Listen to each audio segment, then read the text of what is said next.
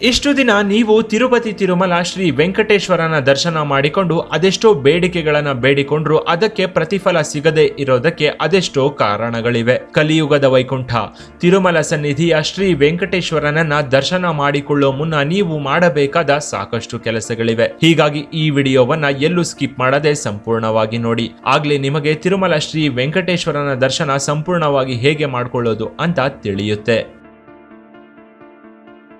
ಮೊದಲಿಗೆ ನೀವು ತಿರುಪತಿಗೆ ತೆರಳುವ ಮುನ್ನ ನಿಮ್ಮ ಮನೆಯ ದೇವರನ್ನ ಪ್ರಾರ್ಥಿಸಿಕೊಳ್ಳಿ. ಒಂದು ವೇಳೆ ನಿಮ್ಮ ಮನೆ ದೇವರು ನಿಮಗೆ ಗೊತ್ತಿಲ್ಲ ಅಂದ್ರೆ ನಿಮ್ಮ ಇಷ್ಟ ದೈವಕ್ಕೆ ಕೈ ಮುಗಿದು ತಿರುಪತಿ ಪ್ರಯಾಣ ಆರಂಭಿಸಿ. ಮನೆ ಬಿಡೋದಕ್ಕೂ ಮುನ್ನ ಒಳ್ಳೆ ಸಮಯವನ್ನ ನೋಡಿ ಮನೆ ಬಿಡಿ. ತಿರುಪತಿಗೆ ಬಂದು ತಲುಪಿದ ಕೂಡಲೇ ತಿರುಚಾನೂರು ಪದ್ಮಾವತಿಯಮ್ಮನವರ ದೇವಸ್ಥಾನಕ್ಕೆ ಹೋಗಿ ದರ್ಶನ ಮಾಡ್ಕೊಳ್ಳಿ. ತಿರುಪತಿಗೆ ಹೋಗೋದು ವೆಂಕಟೇಶ್ವರನನ್ನ ನೋಡೋದಕ್ಕೆ, ಆದ್ರೆ ತಿರುಚಾನೂರು ಪದ್ಮಾವತಿಯಮ್ಮನವರ ದರ್ಶನ ಯಾಕೆ ಮಾಡ್ಕೊಳ್ಬೇಕು ಅನ್ನೋ ಅನುಮಾನ ನಿಮ್ಮನ್ನ ಕಾಡಬಹುದು.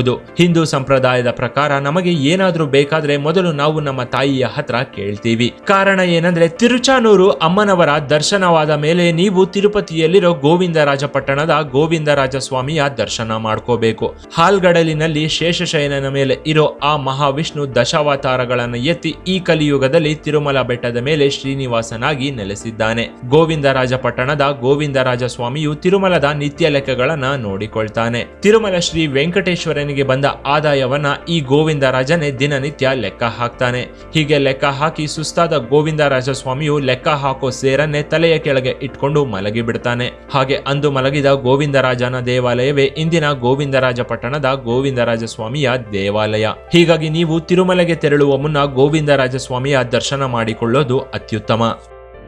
ತಿರುಚಾನೂರು ಅಮ್ಮನವರು ಹಾಗೂ ಗೋವಿಂದರಾಜ ಪಟ್ಟಣದ ಗೋವಿಂದರಾಜ ಸ್ವಾಮಿಯ ದರ್ಶನವಾದ ಮೇಲೆ ನೀವು ಅಲಿಪಿರಿ ಮಾರ್ಗವಾಗಿ ಅಥವಾ ಶ್ರೀವಾರಿಮೆಟ್ಟು ಮಾರ್ಗವಾಗಿ ತಿರುಮಲೆಗೆ ನಡೆದು ಹೋಗುವುದು ಉತ್ತಮ. ಒಂದು ವೇಳೆ ನಿಮಗೆ ನಡೆಯೋದಕ್ಕೆ ಶಕ್ತಿ ಇಲ್ಲ ಅಂದ್ರೆ ಆ ಗೋವಿಂದನ ಮೇಲೆ ಭಾರ ಹಾಕಿ ನಿಮಗೆ ಅನುಕೂಲವಾದ ರೀತಿ ತಿರುಮಲ ಬೆಟ್ಟಕ್ಕೆ ಹೋಗಿ. ತಿರುಮಲೆಗೆ ಬಂದು ತಲುಪಿದ ಮೇಲೆ ನೀವು ದೇವರಿಗೆ ಮುಡಿ ಅರ್ಪಿಸಬೇಕು ಅಂತಿದ್ರೆ ದರ್ಶನಕ್ಕೂ ಮೊದಲೇ ಕೊಟ್ಟು ಬಿಡಿ. ದರ್ಶನವಾದ ಮೇಲೆ ಮುಡಿಯನ್ನ ಕೊಟ್ರೆ ಅದಕ್ಕೆ ಯಾವುದೇ ರೀತಿಯ ಬೆಲೆ ಇರೋದಿಲ್ಲ. ಹೀಗಾಗಿ ಸ್ವಾಮಿಗೆ ಮುಡಿಯನ್ನ ಕೊಟ್ಟ ಬಳಿಕ ತಿರುಮಲ ಬೆಟ್ಟದ ಮೇಲೆ ಸಾಕ್ಷಾತ್ ಆ ವೆಂಕಟೇಶ್ವರನ ಪಾದವನ್ನ ತಾಕುತ್ತಾ ಹರಿಯೋ ಪುಷ್ಕರಣಿಯಲ್ಲಿ ಸ್ನಾನ ಮಾಡಬೇಕು. ಹೀಗೆ ಸ್ವಾಮಿಯ ಕಲ್ಯಾಣಿಯಲ್ಲಿ ಸ್ನಾನ ಮಾಡಿದ ಬಳಿಕ ನೀವು ನೇರವಾಗಿ ದರ್ಶನಕ್ಕೆ ಹೋಗುವಂತಿಲ್ಲ. ಇದಕ್ಕೆ ಕಾರಣ ಬೇರೆಯೇ ಇದೆ. ದ್ವಾಪರ ಯುಗದಲ್ಲಿ ಆದಿಶೇಷನು ವಾಯುವಿನೊಂದಿಗೆ ಸ್ಪರ್ಧಿಸಿ ಸೋತ ನಂತರ ಶೇಷಾಚಲ ಬೆಟ್ಟವಾಗಿ ಭೂಮಿಯ ಮೇಲೆ ನೆಲೆಸುತ್ತಾನೆ. ಪುರಾಣಗಳ ಪ್ರಕಾರ ತಿರುಮಲವನ್ನ ಆದಿವರಾಹ ಕ್ಷೇತ್ರವೆಂದು ಪರಿಗಣಿಸಲಾಗಿದೆ. ಹೀಗಾಗಿ ತಿರುಮಲ ಬೆಟ್ಟವು ಶ್ರೀ ವೆಂಕಟೇಶ್ವರನ ಸ್ವಂತ ಜಾಗವಲ್ಲ, ಬದಲಿಗೆ ವರಾಹ ಸ್ವಾಮಿಯ ಜಾಗವಾಗಿದೆ. ತಿರುಮಲ ಬೆಟ್ಟದ ಮೇಲೆ ಶ್ರೀ ವೆಂಕಟೇಶ್ವರ ನೆಲೆಸೋದಕ್ಕೂ ಮುನ್ನ ನನಗೆ ತಿರುಮಲೆ ಬೆಟ್ಟದಲ್ಲಿ ಇರೋದಕ್ಕೆ ಸ್ವಲ್ಪ ಜಾಗ ಬೇಕು ವರಾಹ ಎಂದು ಭೂವರಾಹ ಸ್ವಾಮಿಯನ್ನ ವೆಂಕಟೇಶ್ವರ ಕೇಳ್ತಾನೆ. ಆಗ ವರಾಹ ನಿನಗೆ ಜಾಗ ಕೊಟ್ರೆ ಕಲಿಯುಗದಲ್ಲಿ ನಿನ್ನ ಭಕ್ತರು ನಿನ್ನ ಮಾತ್ರ ನೋಡೋದಕ್ಕೆ ಬರ್ತಾರೆ ಸ್ವಾಮಿ, ನನ್ನನ್ನ ನೋಡೋದಿಲ್ಲ ಎಂದು ಹೇಳ್ತಾನೆ. ಆಗ ವೆಂಕಟೇಶ್ವರನು ನನಗೆ ಜಾಗ ಕೊಟ್ಟ ಬದಲಿಗೆ ನನ್ನ ಬದಲು ನಿನಗೆ ಪ್ರಥಮ ಪೂಜೆ ಹಾಗೂ ಪ್ರಥಮ ನೈವೇದ್ಯ ಸಲ್ಲುತ್ತದೆ. ಅಲ್ಲದೆ ನನ್ನ ನೋಡೋಕೆ ಬರೋ ಭಕ್ತರು ನನ್ನ ದರ್ಶನಕ್ಕೂ ಮೊದಲು ನಿನ್ನ ದರ್ಶನ ಮಾಡಿಕೊಳ್ತಾರೆ. ಒಂದು ವೇಳೆ ನನ್ನ ಭಕ್ತರು ನಿಯಮ ತಪ್ಪಿದ್ದಲ್ಲಿ ನಾನು ಅವರ ಇಷ್ಟಾರ್ಥಗಳನ್ನ ಈಡೇರಿಸೋದಿಲ್ಲ ಎಂದು ವೆಂಕಟೇಶ್ವರನು ಭೂವರಾಹ ಸ್ವಾಮಿಗೆ ಮಾತು ಕೊಡ್ತಾನೆ. ಹೀಗೆ ಮಾತು ಕೊಟ್ಟ ವೆಂಕಟೇಶ್ವರನಿಗೆ ವರಾಹ ಸ್ವಾಮಿಯು ತಿರುಮಲದ ಕಲ್ಯಾಣಿ ಪಕ್ಕದ ದಕ್ಷಿಣ ದಿಕ್ಕಿಗೆ 1 ಎಕರೆ ಜಾಗವನ್ನ ಶ್ರೀ ವೆಂಕಟೇಶ್ವರನಿಗೆ ಕೊಡ್ತಾನೆ. ಅಂದು ವರಾಹ ಸ್ವಾಮಿ ಕೊಟ್ಟ ಜಾಗವೇ ಇಂದಿನ ತಿರುಮಲದ ದೇವಾಲಯವಾಗಿದೆ. ಅಂದಿನಿಂದ ತಿರುಮಲದಲ್ಲಿ ಪ್ರಥಮ ಪೂಜೆ ಹಾಗೂ ನೈವೇದ್ಯ ಭೂವರಾಹ ಸ್ವಾಮಿಗೆ ಸಲ್ಲುತ್ತೆ. ಹೀಗಾಗಿ ಇನ್ನು ಮುಂದೆ ನೀವು ತಿರುಮಲೆಗೆ ಹೋದ್ರೆ ಮೊದಲು ಭೂವರಾಹ ಸ್ವಾಮಿಯ ದರ್ಶನ ಮಾಡಿಕೊಂಡು ಬಳಿಕ ಸ್ವಾಮಿಯ ದರ್ಶನಕ್ಕೆ ಹೋಗೋದು ಅತ್ಯುತ್ತಮ. ಇನ್ನು ಕೆಲವು ಮುಖ್ಯ ವಿಚಾರಗಳನ್ನ ಭಕ್ತರು ಇಲ್ಲಿ ಪಾಲಿಸಲೇಬೇಕಿದೆ.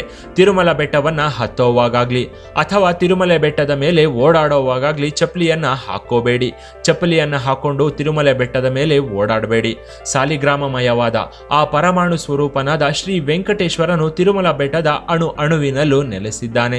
ಹೀಗಾಗಿ ತಿರುಮಲ ಬೆಟ್ಟದ ಮೇಲೆ ಓಡಾಡುವಾಗ ಯಾವುದೇ ಕಾರಣಕ್ಕೂ ಚಪ್ಪಲಿಯನ್ನ ಹಾಕೋಬೇಡಿ. ಇನ್ನು ತಿರುಮಲೆ ಬೆಟ್ಟದ ಮೇಲೆ ಸ್ತ್ರೀಯರು ಹೂವನ್ನ ಧರಿಸಬಾರದು. ತಿರುಮಲ ಬೆಟ್ಟದ ಮೇಲೆ ಇರೋ ಪ್ರತಿಯೊಂದು ಹೂ ಆ ಸಾಕ್ಷಾತ್ ಶ್ರೀ ವೆಂಕಟೇಶ್ವರನ ಪಾದಕ್ಕೆ ಸಲ್ಲಬೇಕು. ಒಂದು ವೇಳೆ ನೀವು ಹೂ ಧರಿಸಿದ್ರೆ ಆ ವೆಂಕಟೇಶ್ವರನಿಗೆ ಅಪಚಾರ ಮಾಡಿದವರಾಗ್ತೀರಾ.